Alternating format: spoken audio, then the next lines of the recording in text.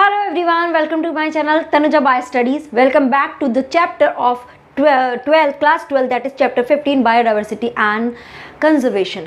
इसमें हम बात कर चुके हैं इंट्रोडक्टरी पार्ट की कि बायोडाइवर्सिटी होती क्या है, उसके कुछ डेटास को हमने बहुत अच्छे से देखा। अब हम बात कर रहे हैं किसकी, पैटर्न्स ऑफ बायोडाइवर्सिटी। मतलब क्या कि बायोडाइवर्सिटी किस बेस्ड पे, किस कंडीशंस पे या किस फैक्टर्स पे डिसाइड होती है। कैसे हम डिसाइड करते हैं कि कहाँ की बायोडाइवर्सिटी कितनी होगी और क्यों होती है, क्यों ज़्यादा होती है और क्यों स्टेबलाइज हो जाती है या क्यों कम होती है, उनको हम बोलते हैं पैटर्न्स ऑफ बायोडाइवर्सिटी। और पहला पैटर्न आ जाता है that is the latitudinal gradient. ठीक है, ग्रेडियंट का मतलब मैं बहुत बार अपनी बहुत सारी वीडियोस में बता चुकी हूँ। ग्रेडियंट मतलब क्या, कोई भी चीज़ जिसका कॉन्सेंट्रेशन या बढ़ रहा है धीरे धीरे धीरे धीरे, ठीक है, या कम हो रहा है तो वो एक ग्रेडियंट बना लेता है। क्लियर है। बात करते हैं लैटिट्यूड। लैटिट्यूडिनल मतलब क्या बोलना चाह रहे हैं, if will go from equator to pole, अगर हम इक्वेटर से पोल की तरफ जाएंगे तो क्या लगता है डाइवर्सिटी बढ़ेगी या कम होगी? चैट बॉक्स में बताओ लिखकर। डाइवर्सिटी ऑब्वियसली क्या हो जाएगी, it will be less, it will be या फिर हो जाएगी रिड्यूस। ठीक है, तो इक्वेटर से पोल की तरफ जब हम जाते हैं हमारी जो स्पीशीज़ रिचनेस है या डाइवर्सिटी है वो कम होती चली जाती है। जैसे कि फॉर एग्जांपल बहुत सारे एग्जांपल दिए हुए हैं, थोड़े से एग्जांपल हम देख लेते हैं। Like Colombia.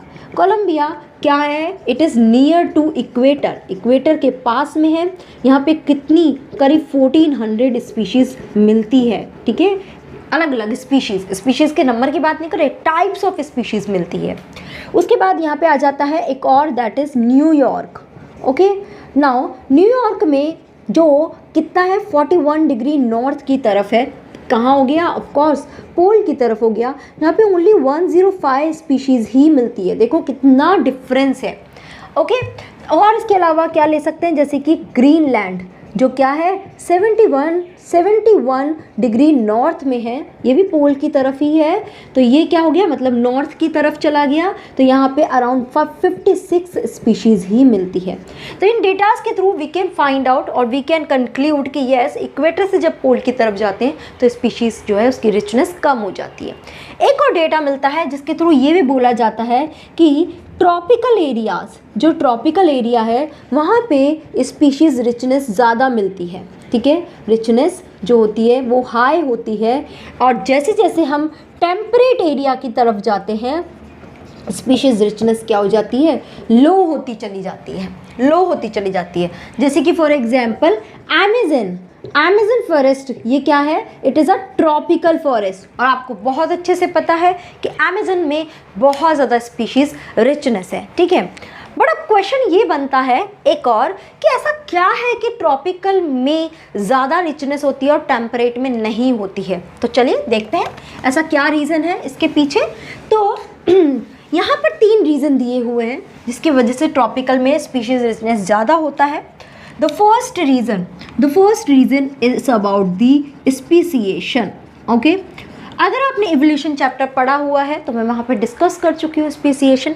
इसका मतलब क्या होता है, फॉर्मेशन ऑफ स्पीशीज ओवर है लॉन्ग पीरियड ऑफ टाइम, यानी ईयर टू ईयर जब एनवायरनमेंट चेंज होता रहता है तो स्पीशीज़ भी अपने आप को अडेप्ट करती रहती है, जिसकी वजह से उसमें थोड़े चेंज होते रहते हैं। And after so many years वो जाकर एक नई स्पीशीज़ मिलती है। मतलब क्या, it takes time to form अ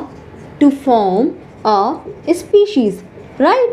ठीक है, इसको बहुत लंबा टाइम चाहिए एक स्पीशीज़ बनाने के लिए, तभी तो नई स्पीशीज़ बन पाएगी। एंड इट इज़ गुड, तभी तो हमारी स्पीशीज़ की डाइवर्सिटी क्रिएट हो पाएगी। बट होता क्या है, जो ट्रॉपिकल एरिया होते हैं वहाँ पर तो क्या होता है, ये जो स्पीसिएशन होता है वो अनडिस्टर्ब होता है। ठीक है, वहाँ पे कोई डिस्टर्बेंस नहीं होता है, जिसकी वजह से यहाँ पर speciation without any disturbance conduct हो पाता है। एंड इसकी वजह से वहाँ पे बहुत ज़्यादा स्पीशीज़ बन जाती है। And because of that they have species richness. ठीक है, बट टेम्परेट में क्या होता है, what happen in temperate area में बहुत सारे डिस्टर्बेंस क्रिएट होते हैं। There are so many disturbance in temperate area like glaciation, ठीक है, यानी कि ग्लेशियर ना बन के टूट रहे हैं, मतलब वहाँ की एनवायरमेंटल कंडीशन डिस्टर्ब होती रहती है, स्टेबल नहीं रहती है, जिसकी वजह से वो स्पीशीज़ का स्पीसीएशन भी डिस्टर्ब हो जाता है एंड प्रॉपर नहीं हो पाता, and because of that species की जो रिचनेस है वो क्या हो जाती है, species richness become very low, यानी कि उसकी डाइवर्सिटी कम रहती है। समझ में आया पहला रीज़न। चलें आगे, दूसरा रीज़न लेते हैं। The second reason is the environmental condition. क्या है? environmental condition, okay, or you can say changes. Now tropical जो एरिया है वहाँ पे environmental changes जो होते हैं या environmental changes they are does not take place, या तो होते ही नहीं है, होते भी हैं तो कैसे होते हैं, they are very much predictable as well as constant, ठीक है। ओके हमें पता है कि थोड़े दिनों बाद गर्मी आने वाली है, थोड़े दिनों बाद ठंड आने वाली है, तो एनिमल अपने आप को उस हिसाब से अकोमोडेट करके रखता है। कोई हाइबरनेशन में चले जाते हैं, कोई एस्टिवेशन में चले जाते हैं, मतलब एकदम ड्रास्टिक चेंज नहीं हो रहा है। They are very well known कि आगे आने वाले टाइम में कौन सा सीज़न आने वाला है, तो प्रिडिक्टेबल है। और सीज़न भी जो आएगा वो कांस्टेंट, कि मतलब हाँ 2-3 महीने अगर विंटर है तो विंटर ही रहेगी, ऐसा नहीं है एक दिन विंटर है दूसरे दिन समर है, उसमें तो आदमी की हालत ख़राब है ना, उसमें तो एनिमल कैसे जी पाएगा। तो इसलिए यहाँ पे ज़्यादा स्पीशीज़ सर्वाइव कर पाती है एंड बिकॉज ऑफ दैट क्या हो पाता है, स्पीशीज़ रिचनेस हो पाती है। ये सारी कंडीशन क्या प्रोवाइड करती है, दे प्रोवाइड दी निश स्पेशलाइजेशन, ठीक है, निश स्पेशलाइजेशन। यू नो निश क्या है, एक एनिमल जिसका सबसे कंफर्टेबल प्लेस, जैसे हमारा निश क्या है, हमारा हम घर बोल सकते हैं, और अगर मैं वर्किंग में बोलूँ तो मेरा निश क्या है, टीचिंग है, तो मैं I am very much comfortable very much confident about my this work, तो ये मेरा निश है, ठीक है, ये मेरा एरिया है जिसमें बहुत ज़्यादा कॉन्फिडेंट हूँ, बहुत ज़्यादा नॉलेजेबल हूँ।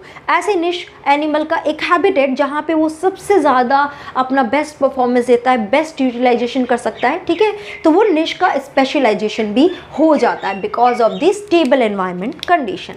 बट टेम्परेट एरिया में क्या होता है, टेम्परेट एरिया में ये एनवायरमेंटल कंडीशन क्या होती है, स्टेबल नहीं होती है। Environmental condition not stable. देखो मैं लिख क्यों रही हूँ, देखो मुझे ज़्यादा लिखने की ज़रूरत नहीं है, I can speak out, but क्या हो रहा है इसके थ्रू मैं आपके नोट्स प्रिपेयर करवा रही हूँ, so you can prepare your notes in this way. तो पहला हो गया स्पीसीएशन, सेकेंड हो गया environmental condition, and third point हम ले लेते हैं, that is what, solar energy, solar energy, ठीक है। नाउ इसका मतलब क्या है कि यहाँ पर ट्रॉपिकल एरिया जो है वहाँ पे सोलार एनर्जी ज़्यादा मिल पाती है, ठीक है। In tropical area more solar energy, ठीक है।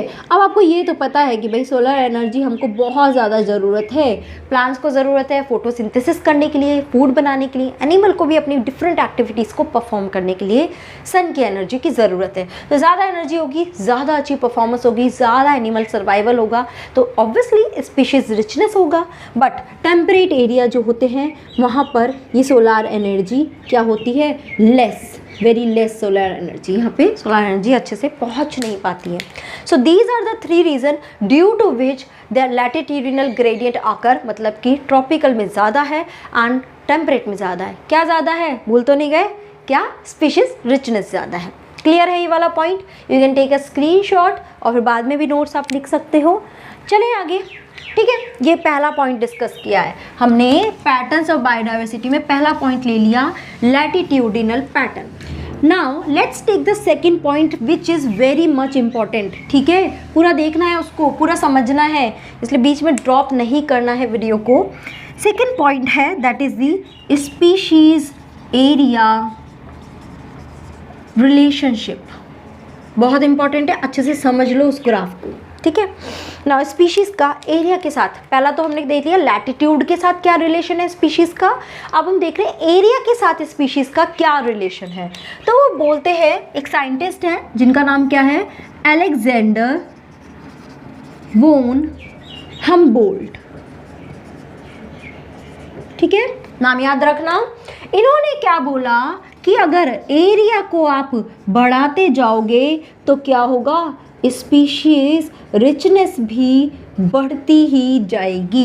सिंपल सी चीज़ है ना कि एक छोटा एरिया लिया, अच्छा ठीक है पहले कंप्लीट करते हैं। वो बोल रहा है एरिया बढ़ाते जा रहे हैं तो स्पीशीज़ रिचनेस बढ़ती जाएगी, बट कुछ टाइम बाद ये कैसी हो जाएगी, स्पीशीज़ रिचनेस जो है ये नहीं बढ़ेगी। तो ये स्टेबल आप बोल सकते हो या फिर यहाँ पर ही लिमिटेड हो जाएगी, अब आके नहीं बढ़ेगी। ठीक है, क्या मतलब एरिया बढ़ा रहे हैं। सपोज़ एक सिटी की बात करते हैं, एक सिटी में मैंने लिया एक छोटा सा एरिया, मैंने मेरा घर की बात करी। मेरे घर में अगर मैं डाइवर्सिटी देखूंगी तो क्या मिलेंगे, एनिमल्स क्या मिल जाएंगे, लाइक माउस मिल जाएगा, कॉकरोच मिल जाएगा, प्लांट्स में 2-4 जो हमने प्लांट्स हम ग्रो करते हैं वो प्लांट्स हमें, तो इतनी सी डाइवर्सिटी मिलेगी। ठीक है, फिर मैंने एरिया बढ़ाया, मैंने क्या ले लिया, वो कॉलोनी ले ली।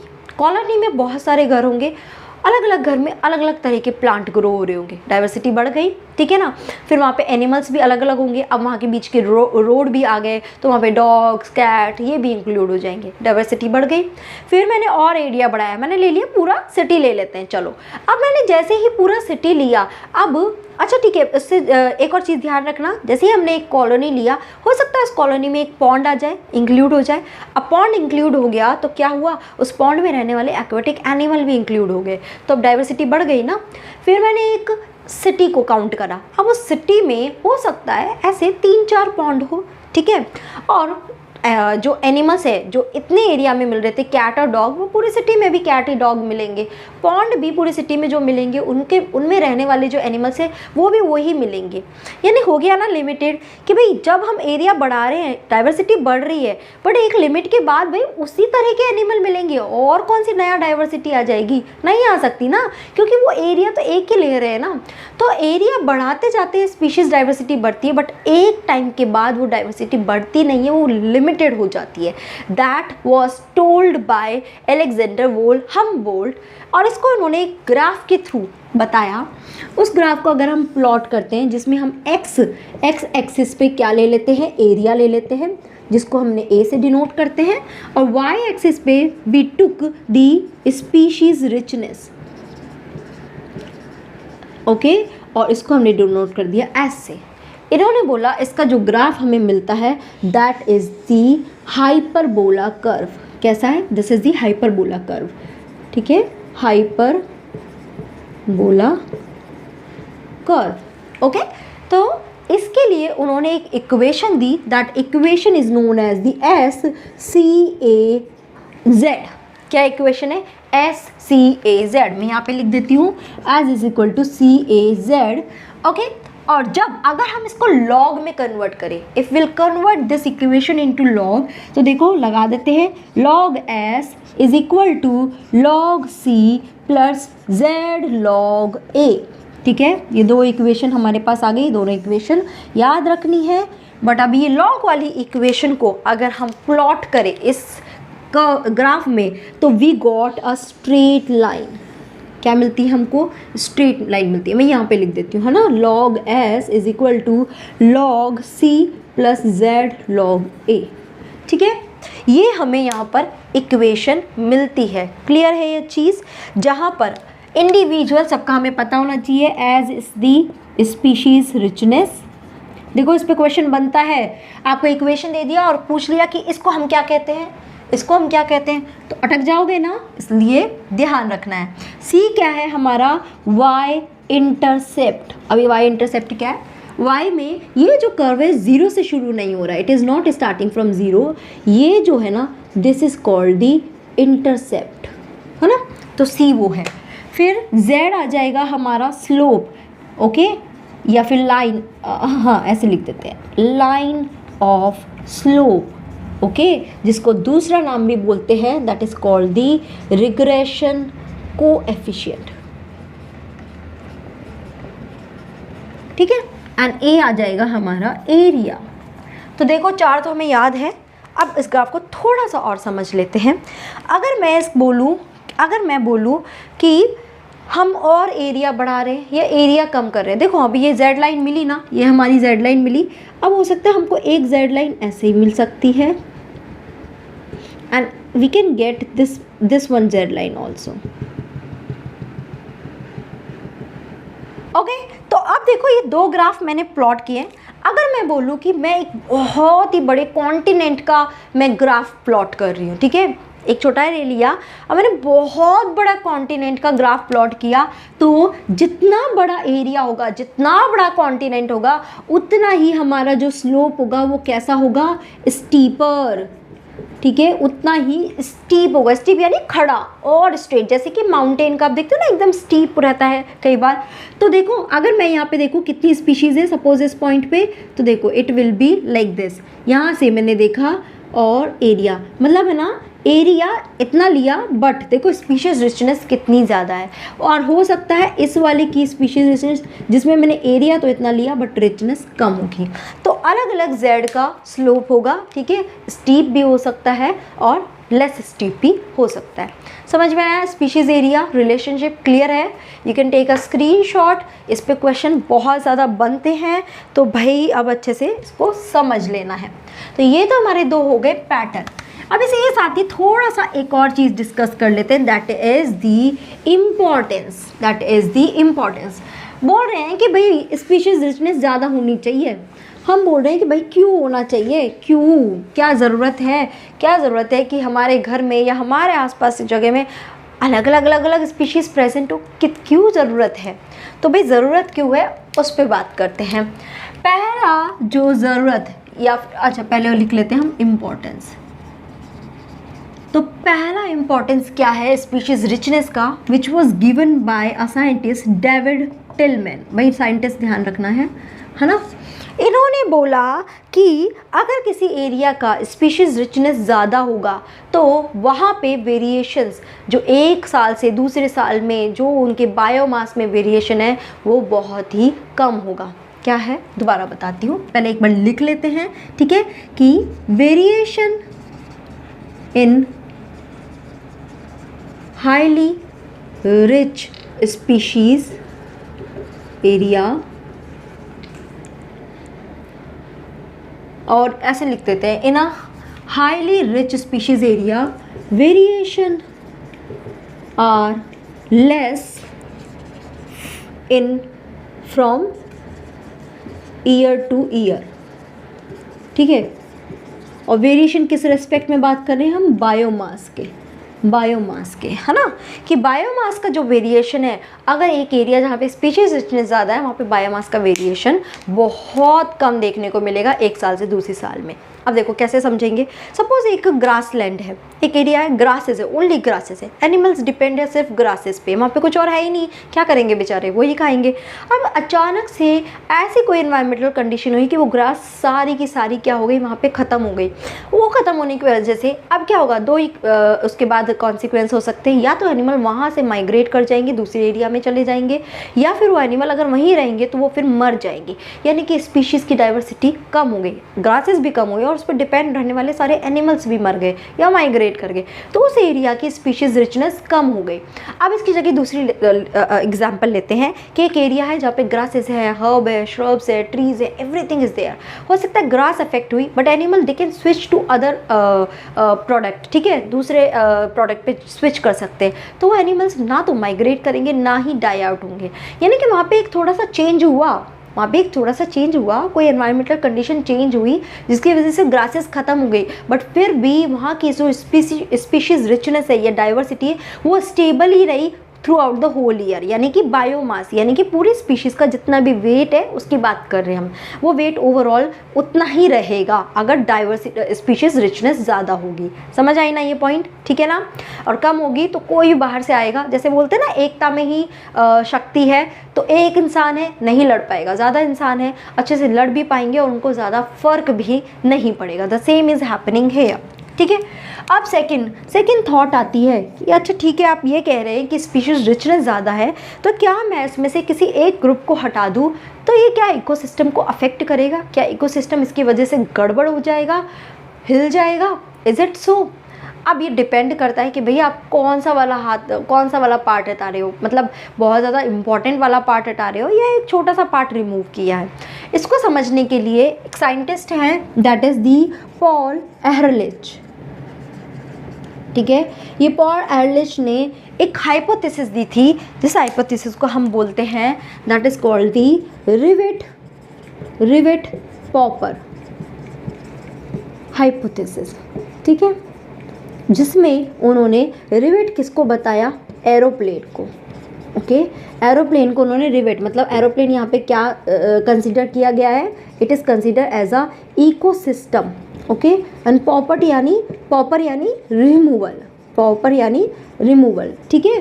तो उन्होंने बोला कि भाई इकोसिस्टम से कोई एक पार्ट रिमूव किया, तो जैसे कि एक एरोप्लेन है, उस एरोप्लेन का हो सकता है मैंने एक पार्ट रिमूव किया, ठीक है, तो क्या वो एरोप्लेन काम करेगा या नहीं करेगा, छोटा सा पार्ट रिमूव किया तो हो सकता है उस एरोप्लेन पे कोई फ़र्क नहीं पड़े और वो काम करता रहे, फिर मैंने और पार्ट रिमूव किया फिर भी काम करता रहेगा, धीरे धीरे धीरे धीरे अगर मैंने उसके बहुत सारे पार्ट्स निकाल दिए तो एट लास्ट एरोप्लेन काम नहीं कर पाएगा, वो उड़ नहीं पाएगा, ठीक है। एक तो ये कंसेप्ट हो गया।